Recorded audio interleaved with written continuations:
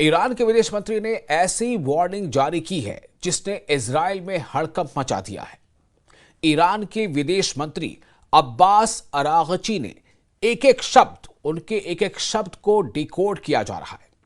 तेल अवीव से लेकर वॉशिंगटन डीसी तक ईरान की धमकी को समझने की कोशिश कर रहे हैं, क्योंकि अब्बास अरागची ने अब युद्ध नहीं बल्कि महायुद्ध की चेतावनी दे दी है।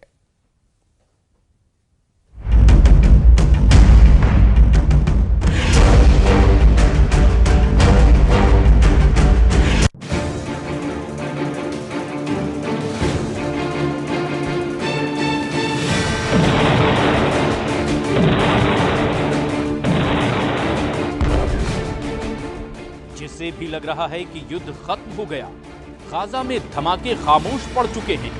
जिसे भी लग रहा है कि सीरिया में शांति आ चुकी है, लेबनान में हिजबुल्लाह हथियार डाल चुका है, इजराइल का ऑपरेशन ठंडा पड़ चुका है, उसको चौंकाने वाली खबर ऐसी आई है कि 2025 की शुरुआत बहुत डराने वाली होगी।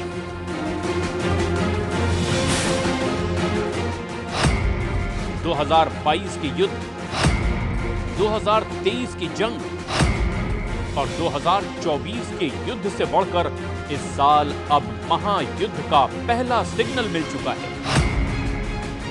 2025 की शुरुआत यानी जनवरी के महीने में ही एक बड़ी जंग दस्तक देने लगी है। ईरान ने जनवरी के महीने में ही अपनी 1000 से भी ज्यादा मिसाइल लॉन्च करने के लिए तैयार कर ली है। इस बात की तस्दीक ईरान के विदेश मंत्री अब्बास अरागची ने भी कर दी है। अब्बास अरागची ने चीन के मीडिया को एक धमाकेदार इंटरव्यू दिया है। अरागची ने इस इंटरव्यू में जो बोला वो इजराइल की मीडिया में गोला बनकर गिरा है।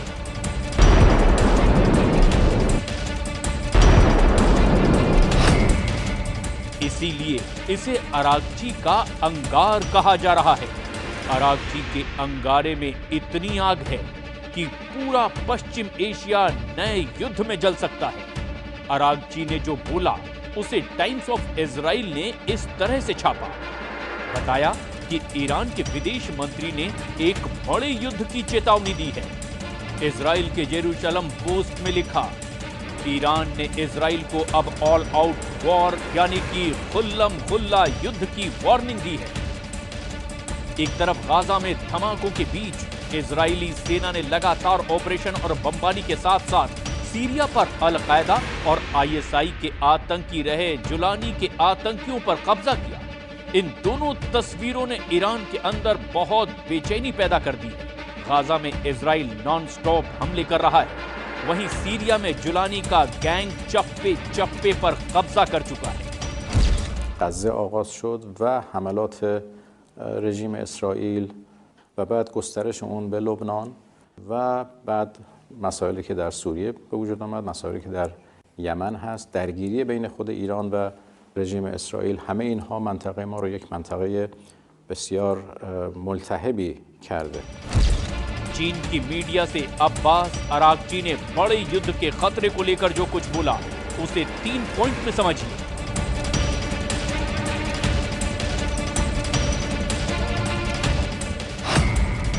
अरागची ने कहा कि ईरान भविष्य में इजराइल के किसी भी हमले के लिए तैयार है। अरागची ने कहा कि उम्मीद है कि इजराइल गलत कदम नहीं उठाएगा। अरागची ने कहा कि इजराइल ने हमला किया तो महायुद्ध होने की 100% गारंटी है।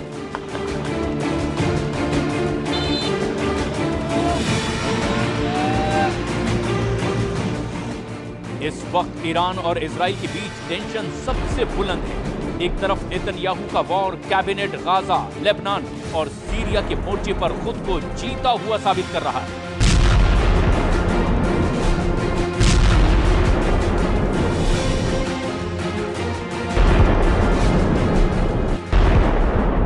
तो वहीं दूसरी तरफ ईरान के सर्वोच्च नेता अली खामनेई ने सीरिया में इजराइल और आतंकी ग्रुप हयात तहरीर अल शाम के सरगना जुलानी को सबक सिखाने वाले मिशन पर अपनी मुहर लगा दी है।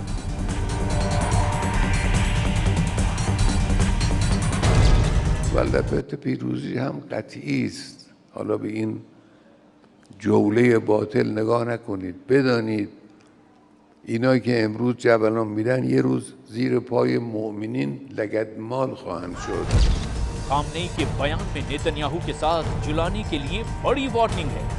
खामनेई ने तय कर लिया है कि जिस तरह असद सरकार को हटाकर सीरिया को लूटा गया, अब उसी सीरिया के लोग इसका बदला भी लेंगे।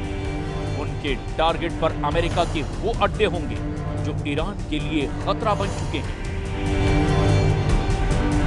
امروز آمریکایی ها در سوریه پی در پی پایگاه میسازن. حتما این پایگاه ها در زیر لگد جوانان سوری پایمال خواهد شد. खामनेई ने जो कहा उसकी गंभीरता नेतन्याहू और उनके चाहने वाले बहुत अच्छी तरह समझते हैं। डोनाल्ड ट्रंप को भी मालूम है कि राष्ट्रपति पद की शपथ लेने से पहले इजराइल और ईरान के बीच सीधा युद्ध किसी भी वक्त भड़क सकता है।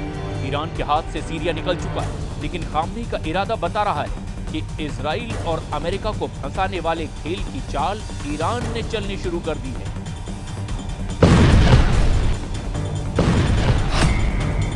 ईरान के सर्वोच्च नेता अली खामनेई के जनरल हुसैन सलामी कह चुके हैं कि इजराइल को सीरिया में दफन कर देंगे।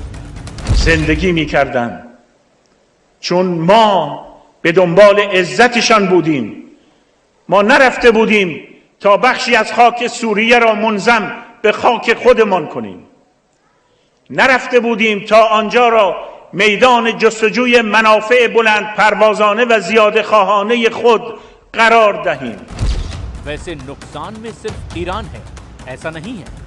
गाजा में हजारों बम गिराए जाने और हजारों जान जाने के बाद भी नेतन्याहू अपने युद्ध में पूरी तरह नाकाम साबित हो रहे हैं। गाजा में जारी इजराइल की बमबारी के बीच इजराइल की सबसे बड़ी चुनौती गाजा पर पूरी तरह कंट्रोल करना है।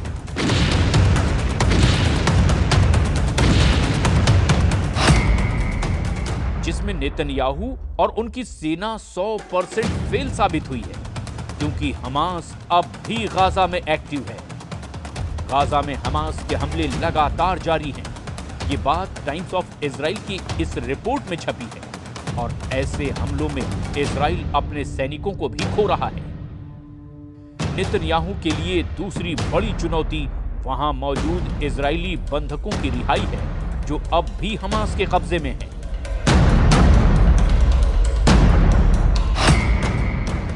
इसमें भी नेतन्याहू और उनकी बहुत ही आधुनिक सेना 100% फेल साबित हुई है। इजरायली बंधक अब भी हमास के कब्जे में हैं। इजरायली अखबार हॉरेट्स में छपी खबर बताती है कि नेतन्याहू पर दबाव बढ़ाने की कोशिश हो रही है।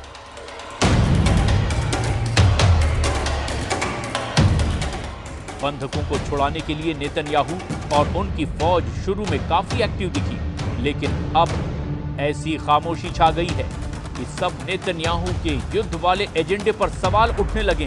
गाजा में 450 दिनों की बमबारी ताजा रिपोर्ट बहुत खतरनाक है और आंकड़े ऐसे हैं जिस पर अमेरिका से लेकर यूरोप तक सवाल उठाने से बच रहे हैं।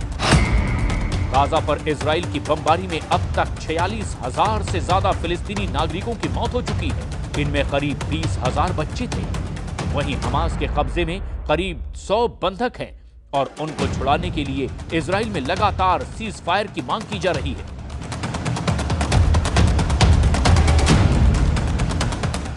तेल अवीव में अब नेतन्याहू के खिलाफ लगातार प्रदर्शन हो रहे हैं। हंगामा, शोर और नारेबाजी के साथ नेतन्याहू और उनकी वॉर कैबिनेट को जगाने की कोशिश हो रही है। लेकिन नेतन्याहू सरकार की चुप्पी ने लोगों को भड़का दिया है। तेल अवीव में जुटे ये वो लोग हैं जिनमें ज्यादातर बंधकों के रिश्तेदार हैं। इजराइल अब गाजा में क्या चाहता है, इस बात को लेकर नेतन्याहू की पॉलिसी काफी भ्रम की स्थिति में नजर आती है, क्योंकि जो युद्ध उसने हमास को खत्म करने के लिए शुरू किया था वो अब भी एक्टिव है और इजराइल की फोर्स अब भी गाजा में ज्यादातर इलाकों में सीना चौड़ा करके पेट्रोलिंग नहीं कर सकती।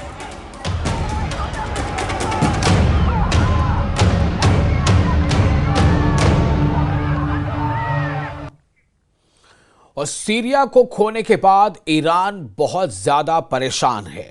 सीरिया फ्रंट पर पुतिन से भी ईरान को मायूसी मिली है।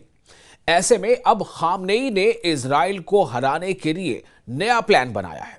जब से खामनेई का सीक्रेट मैसेज चीन में शी जिनपिंग के पास पहुंचा है, युद्ध को लेकर तेहरान में एक नई उम्मीद बंधी है।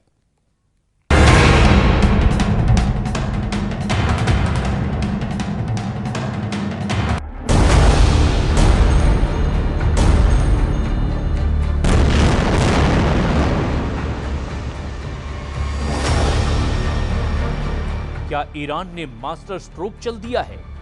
क्या ईरान ने इजराइल को बड़े युद्ध में फंसा दिया है? क्या ईरान ने चीन के साथ सबसे बड़े युद्ध की डील कर ली है? पश्चिम एशिया की जंग में क्या जिनपिंग की एंट्री हो चुकी है? क्योंकि ईरान की तरफ से ऐसा इशारा किया जा रहा है। ईरान जानता है कि नेतन्याहू की असली ताकत अमेरिका है और जब तक अमेरिका के मुकाबले में बड़ी ताकत को नहीं लाया जाएगा, तब तक इजराइल को हराना आसान नहीं। वहीं इसमें भी कोई शक नहीं कि ट्रंप की व्हाइट हाउस में वापसी से इजराइल और मजबूत होगा, इसकी पूरी गारंटी है।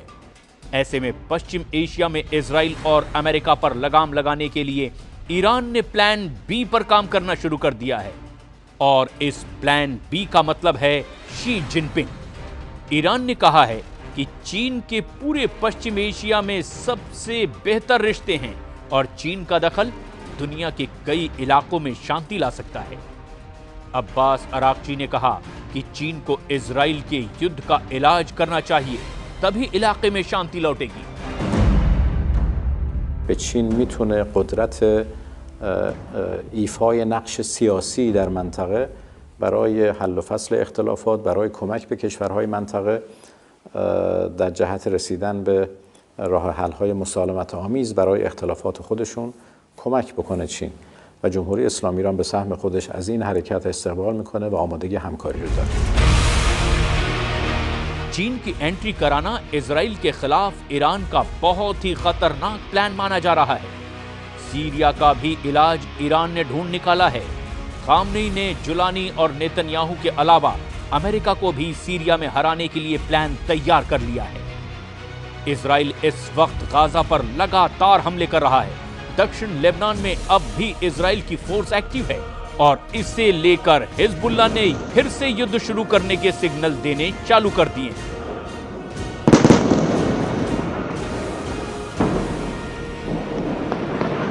لا يوجد جدول زمني يحدد أداء المقاومة، لا بالاتفاق ولا بعد انتهاء مهلة 60 يوما في الاتفاق. لقد قلنا بأننا نعطي فرصة لمنع الخروقات الإسرائيلية وتطبيق الاتفاق وأننا سنصبر.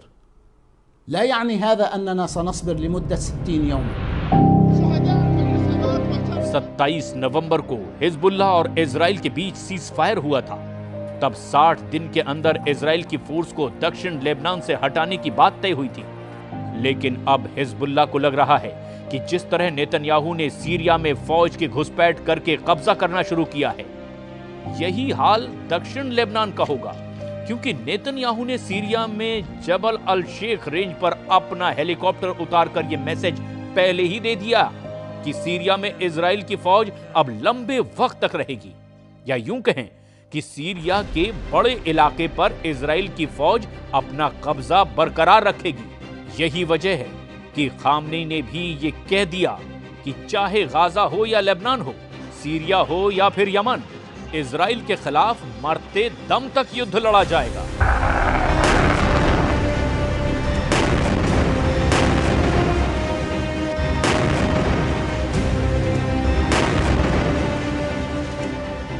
هر خونی که لبنان نماد مقاومت و پیروز خواهد شد،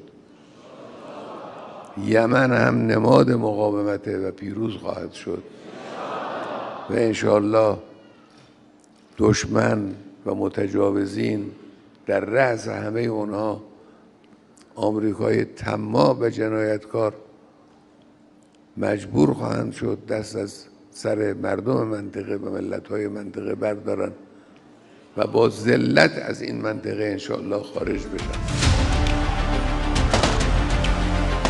इसमें कोई शक नहीं कि ईरान एक तरह से सीरिया में हारा है। वहां की असद सरकार को हटाने के पीछे अमेरिका और इजराइल का जॉइंट प्लान रहा और बशर अल असद को सत्ता से हटाने में जुलानी सबसे आगे रहा और जुलानी का नजरिया इजराइल को लेकर काफी नर्म है। नेतन्याहू भी कह चुके हैं कि सीरिया में असद सरकार को हटाना इजराइल का मास्टर स्ट्रोक है। The historic events we witnessed today are a chain reaction to the pounding of Hamas, the decimation of Hezbollah, the targeting of Nasrallah, the blows we delivered to the Iran regime's axis of terror. And all this came, as President Trump pointed out this week, because of Israel and its fighting success. Iran जानता है कि Netanyahu ने Iran के साथ नया mind game खेलना शुरू कर दिया है। ईरान की अपनी रणनीति है और इसकी वजह बड़ी मजबूरी भी है। सीरिया इस बात का सबूत है कि ईरान का रुख इजराइल को लेकर और सख्त होता जा रहा है। ईरान के विदेश मंत्री अब्बास अरागची ने इजराइल को चेतावनी दी कि अगर उस पर हमला करने की कोशिश हुई तो पूरा पश्चिम एशिया युद्ध में जलेगा। यही वजह है कि अब्बास अरागची ने चीन को युद्ध का इन्विटेशन दे दिया है। ईरान चाहता है कि चीन भी सीरिया, गाजा और लेबनान के वॉर जोन में एंट्री करे और इसे ही ईरान की चीन के साथ सबसे बड़े युद्ध की डील कहा जा रहा है। ईरान किसी भी कीमत पर नहीं चाहता कि सीरिया में इजराइल मजबूत हो, जबकि नेतन्याहू ने तो सीरिया में बफर जोन का एक्सटेंशन बनाना भी शुरू कर दिया है। लेकिन ईरान से लेकर सऊदी अरब और बाकी अरब देश भी बहुत अच्छी तरह से जानते हैं कि ग्रेटर इजराइल नेतन्याहू के वॉर कैबिनेट का सबसे बड़ा एजेंडा है और इस एजेंडे को नहीं रोका गया तो उनका काम भी तमाम हो जाएगा। और यही वजह है कि ईरान ने बाकी अरब देश से अपने संबंध बेहतर बनाने शुरू कर दिए हैं। بسیار پر التهاب در منطقه خاورمیانه و غرب آسیا رخ انجام گرفت. ما چند اولویت داریم. یکی از این اولویت‌ها حسن روابط همسایگی در منطقه پیرامونی خودمون هست. ایجاد ارتباط خوب. इसमें कोई शक नहीं कि पश्चिम एशिया में युद्ध खत्म होने का नाम नहीं ले रहा और इस युद्ध में सबसे ज्यादा धमाका इजराइल ही कर रहा है, चाहे गाजा हो या फिर सीरिया या फिर दक्षिण लेबनान। धमाके बहुत ज्यादा हो रहे हैं और मौतों का आंकड़ा भी बेकाबू हो चुका है। इस वक्त गाजा, लेबनान और सीरिया के आसमान में इजराइल की एयरफोर्स बहुत एक्टिव है। इजराइल के F-15 फाइटर जेट लगातार उड़ान भर रहे हैं और इनको ऐसे ऐसे बमों से लैस किया गया है जिससे ऐसे धमाके हो रहे हैं जिसकी गूंज तेहरान तक पहुंच रही है। इजराइल के इन धमाकों के साथ सीरिया में जुलानी का ऐसा तूफान आया है कि उस तूफान में न सिर्फ बशर अल असद की सरकार उड़ी बल्कि असद की मदद करने वाले पुतिन और खामनेई का मजबूत खूंटा भी उखड़ गया। जुलानी ने सीरिया में ऐसा जाल फैलाया कि इस जाल में फंसे रूस और ईरान की सेना को सीरिया से भागना पड़ा। जुलानी का जाल बुनने वाले तुर्की और इजराइल इस वक्त बहुत खुश हैं। जुलानी का जाल इतना मजबूत बताया जा रहा है जिसकी जद में अब कई और अरब देश भी आ सकते हैं। डर है कि इसमें जॉर्डन के राजा किंग अब्दुल्ला भी फंस ना जाएं और जुलानी का अगला टारगेट जॉर्डन बन सकता है। खौफ सऊदी अरब में भी बढ़ चुका है। यही वजह है कि सीरिया में तख्ता पलट से पहले सऊदी अरब के क्राउन प्रिंस ने बशर अल असद की तरफदारी में कई बातें भी कही थी। इजराइल के धमाकों को लेकर ईरान में खौफ सबसे ज्यादा है। इजराइल सीरिया के सभी मिलिट्री अड्डे तबाह कर चुका है। जुलानी के कब्जे के बाद तो लेबनान और ईरान के बीच वाली ईरान की सप्लाई लाइन भी अब खत्म हो चुकी है और यही वजह है कि ईरान बहुत ज्यादा बेचैन है।